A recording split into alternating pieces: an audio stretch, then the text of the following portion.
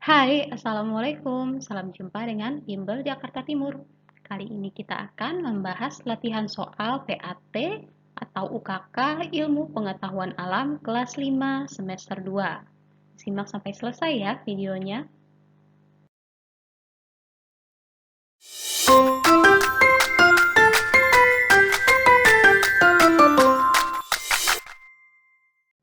Kita mulai dengan soal yang pertama.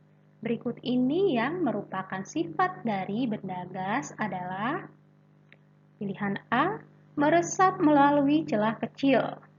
Jadi pilihan A adalah sifat dari benda cair. Sedangkan pilihan B, bentuk dan ukuran selalu tetap, adalah sifat dari benda padat. Pilihan C, mengisi seluruh ruangan yang ditempati. Nah, ini baru sifat dari benda gas. Sedangkan untuk pilihan D, mengalir dari tempat yang tinggi ke tempat yang lebih rendah adalah sifat dari benda cair. Kita lanjutkan soal nomor 2 ya. Perhatikan contoh perubahan wujud berikut. Contoh peristiwa menguap ditunjukkan pada nomor, kita lihat pada nomor 1, es berubah menjadi air karena terkena panas. Perubahan wujud tersebut adalah mencair. Yang kedua, air jika dipanaskan terus-menerus berubah menjadi uap. Nah, ini baru perubahannya menguap ya. Yang ketiga, baju basah akan kering jika dijemur di bawah terik matahari. Ini juga menguap, jadi air pada baju berubah menjadi uap sehingga bajunya menjadi kering. Yang keempat, air yang diletakkan dalam freezer beberapa waktu akan menjadi es. Perubahan tersebut adalah membeku. Jadi, contoh peristiwa menguap ditunjukkan pada nomor 2 dan 3. Nomor 3, perubahan wujud benda dari gas menjadi cair dinamakan C, yaitu mengembun. Soal yang keempat, perhatikan peristiwa berikut ini. Peristiwa perubahan wujud yang menerima kalor ditunjukkan pada nomor, jadi menerima kalor artinya menerima panas ya. Pada pernyataan yang pertama, es mencair jika diletakkan di tempat terbuka. Jadi ini juga menerima kalor, jadi karena dikena panas sehingga esnya mencair. Kemudian yang kedua, lilin akan meleleh jika dibakar. Jadi dibakar artinya diberikan panas.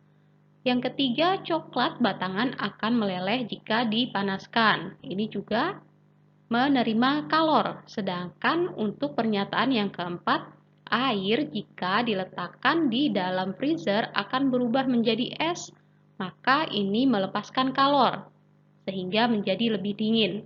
Jadi perubahan wujud yang menerima kalor yaitu nomor 1, 2, dan 3. Kita lanjutkan ke nomor berikutnya. Berikut ini merupakan contoh benda yang dapat mengalami peristiwa menyublim adalah, jadi menyublim adalah peristiwa perubahan wujud dari padat menjadi gas. Jadi benda yang dapat berubah dari padat menjadi gas adalah kapur barus. Nomor ke-6, menjemur pakaian di bawah terik matahari merupakan salah satu contoh peristiwa B, yaitu menguap. Jadi air di pakaiannya menguap sehingga pakaian menjadi kering. Soal nomor 7, perhatikan pernyataan berikut. Sifat benda cair terdapat pada nomor, kita perhatikan pilihan ke-1. Bentuknya berubah-ubah sesuai tempatnya. Jadi benda cair bentuknya berubah-ubah sesuai tempatnya. Jika ditempatkan di dalam gelas, maka akan mengikuti bentuk gelas. Jika ditaruh di dalam botol misalnya, maka bentuknya akan mengikuti bentuk botol. Jadi yang pertama betul, kemudian yang kedua jarak partikelnya rapat. Jadi sifat tersebut adalah sifat benda padat. Yang ketiga volumenya tetap. Jadi yang ketiga merupakan sifat benda cair. Sedangkan yang keempat wujudnya tetap. Itu salah ya, karena tidak sesuai dengan pernyataan yang pertama. Kemudian yang kelima, dapat mengalir. Tentu saja benda cair dapat mengalir. Jadi, yang merupakan sifat benda cair adalah nomor 1, 3, dan 5. Sekarang soal nomor 8. Manakah pilihan di bawah ini yang bukan merupakan perpindahan kalor? Jadi, perpindahan kalor ada 3 macam, yaitu konduksi, konveksi, dan radiasi. Jadi yang bukan merupakan perpindahan kalor adalah kondensasi. Kita lanjutkan soal nomor 9. Apa yang dimaksud konduktor? Jadi konduktor adalah benda yang mudah menghantarkan panas. Jadi biasanya merupakan benda logam. Soal nomor 10. Isolator merupakan benda yang tidak bisa menghantarkan panas. Manakah pilihan di bawah ini yang merupakan bahan terbuat dari isolator? Pada pilihan A, yaitu kayu, tembaga, dan kain. Kayu dan kain adalah isolator, tetapi tembaga dapat menghantarkan panas, yaitu konduktor. Sedangkan pilihan B, kayu, plastik, dan kain. Semuanya adalah isolator karena tidak bisa menghantarkan panas. Nomor 11, solder dapat melelehkan timah ketika digunakan. Sumber energi kalor yang digunakan solder berasal dari, jadi solder adalah alat yang merubah energi listrik menjadi energi panas. Jadi sumber energi kalornya adalah energi listrik. Nomor 12, selain sebagai sumber energi panas, matahari juga sumber energi C, yaitu cahaya. Yang ke-13, apa yang terjadi jika dua permukaan benda saling bergesekan? Coba sekarang kamu gesekkan kedua telapak tangan kamu. Apa yang terjadi? Ya, jadi menghasilkan panas.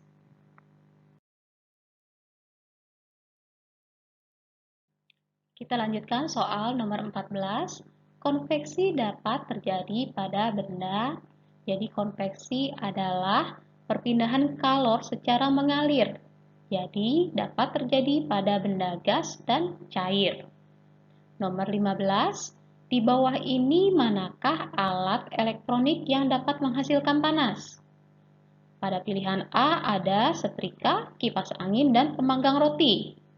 Di sini ada kipas angin, tidak menghasilkan panas, tapi menghasilkan energi gerak. Pada pilihan B ada kipas angin lagi, jadi salah ya. Nah, pada pilihan C ada setrika, penanak nasi, dan lampu. Jadi setrika menghasilkan panas, penanak nasi juga menghasilkan panas. Lampu selain menghasilkan cahaya juga menghasilkan panas. Jadi pilihan C adalah pilihan yang benar. Kemudian soal nomor 16. Sendok yang digunakan untuk mengaduk akan terasa panas. Peristiwa ini termasuk perpindahan panas secara B, konduksi. Jadi perpindahan panas secara konduksi adalah yang merupakan perpindahan panas secara hantaran. Jadi ketika ujung sendok dipanaskan, maka panasnya akan merambat atau menghantar ke ujung sendok yang lainnya. Nomor 17, contoh perpindahan panas secara konveksi adalah, jadi tadi konveksi adalah perpindahan panas secara aliran dan terjadi pada benda gas dan cair. Jadi di sini yang merupakan konveksi adalah peristiwa angin darat dan angin laut. Selanjutnya soal nomor 18.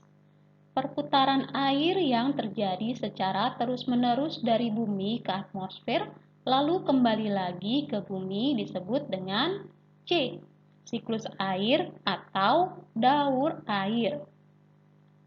Nomor 19, perhatikan tahap siklus air di bawah ini. Ada nomor 1, presipitasi, yang kedua evaporasi, yang ketiga kondensasi. Urutan tahap siklus air yang tepat adalah, jadi yang pertama adalah evaporasi, yaitu penguapan air di permukaan karena terkena sinar matahari. Yang selanjutnya adalah kondensasi. Jadi, titik-titik air ketika suhunya dingin akan mengembun. Kemudian yang terakhir adalah presipitasi, yaitu titik-titik air akan mencair dan jatuh ke bumi dalam bentuk hujan. Jadi urutannya adalah 2, 3, 1. Nomor 20, proses jatuhnya titik-titik air ke permukaan bumi disebut C, yaitu presipitasi. Soal nomor 21, proses penguapan air yang ada di sungai, danau, dan di laut akibat panas matahari disebut B, yaitu evaporasi. Jadi nama lain dari penguapan adalah evaporasi. Sedangkan soal nomor 22 yang dimaksud kondensasi adalah kebalikan dari evaporasi atau penguapan. Kondensasi merupakan perubahan dari uap menjadi cair, jadi pengembunan. Maka yang dimaksud kondensasi dalam siklus air adalah pendinginan uap air yang ada di awan. Perhatikan nomor 23, di sini ada gambar siklus air. Presipitasi ditunjukkan pada nomor 4, yaitu ketika turunnya hujan. Kita lanjutkan soal nomor 24. Berikut ini proses terbentuknya hujan asam adalah A. Butiran air hujan bercampur dengan polusi udara di atmosfer. Jadi, air hujan bercampur dengan polusi udara yang berasal dari asap knalpot kendaraan bermotor ataupun asap dari cerobong di pabrik-pabrik. Kita lanjutkan nomor 25. Berikut yang bukan termasuk ciri-ciri air bersih. Jadi, air yang bersih adalah air yang jernih, tidak berbau, dan tidak berasa. Jadi, yang bukan ciri air bersih adalah B, berwarna. Di sini warnanya adalah karena kotor. Nomor 26, salah satu contoh tindakan penghematan air yaitu B, mematikan keran setelah digunakan, jadi tidak membiarkan airnya tetap mengalir. Nomor 27, kegiatan manusia berikut yang berdampak negatif terhadap daur air di bumi yaitu B, penggundulan hutan. Karena jika hutannya telah gundul atau pepohonannya tinggal sedikit, maka daya serap air dari hutan akan semakin sedikit sehingga terjadi longsor. Nomor 28, air kotor dapat dimanfaatkan kembali menjadi air bersih dengan sebelumnya dilakukan A, filtrasi. Jadi filtrasi adalah penyaringan. Air kotor disaring atau dipisahkan kotorannya dengan airnya, sehingga air kembali bersih dan dapat dimanfaatkan kembali. Nomor 29, proses menyerapnya air ke dalam tanah disebut C, infiltrasi. Jadi filtrasi adalah penyaringan, sedangkan infiltrasi adalah penyerapan air. Nomor 30, betonisasi jalan-jalan dapat mengganggu daur air. Karena, jadi betonisasi jalan-jalan artinya jalan-jalan yang ada di perkotaan contohnya dibuat aspal atau di semen sehingga air tidak dapat meresap. Jadi, betonisasi dapat mengganggu daur air dengan mengurangi peresapan air. Nah, demikianlah pembahasan kita kali ini. Semoga bermanfaat dan mudah dipahami. Jangan lupa ya, like dan share. Wassalamualaikum warahmatullahi wabarakatuh.